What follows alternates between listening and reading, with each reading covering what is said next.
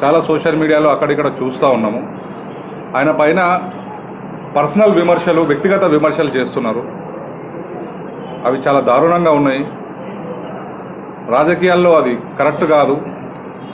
వాడే భాష కానీ వాళ్ళు వాడే పదాలు కానీ కరెక్ట్ కాదు. పార్టీని వెన్నుపోటు పొడిచారని కూడా మాట్లాడుతున్నారు. రంజిత్ రెడ్డి గారికి బీఆర్ఎస్ నుంచి పార్టీ టికెట్ ఇచ్చిన మాట వాస్తవం.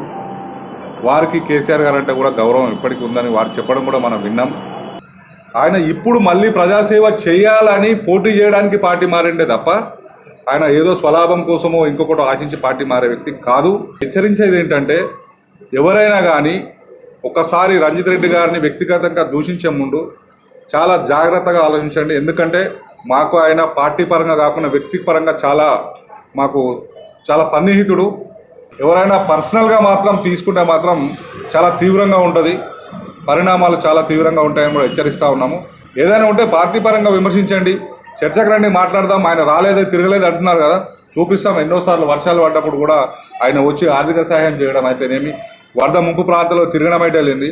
మళ్ళొక్కసారి చెప్తున్నా, పర్సనల్గా ఎవరైనా సరే రంజిత్ రెడ్డి గారిని విమర్శిస్తే మాత్రం వారి మీద భౌతిక దాడులు అయితేనేమి ఏదైనా సరే మేము చేయడానికి సిద్ధంగా ఉన్నాం. ఎందుకంటే మేము ఎప్పుడు కూడా పార్టీలకు కానీ దేనికి కానీ మేము అది చేయలేదు.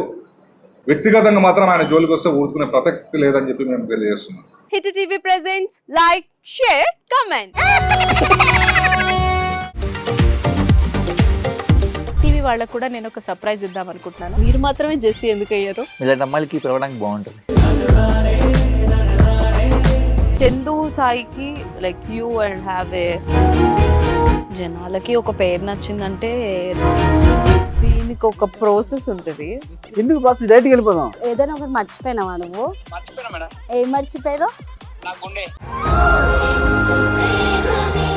ఏదో ఆ టైంకి మన సుడి బాగుంటే ఎవరన్నా చూపిస్తే రాయగలం కానీ డోర్ టు డోర్ సేల్స్ చేసేవాళ్ళు. శారీ వస్తుంది, శారీలో వెనకాల కట్టుకుని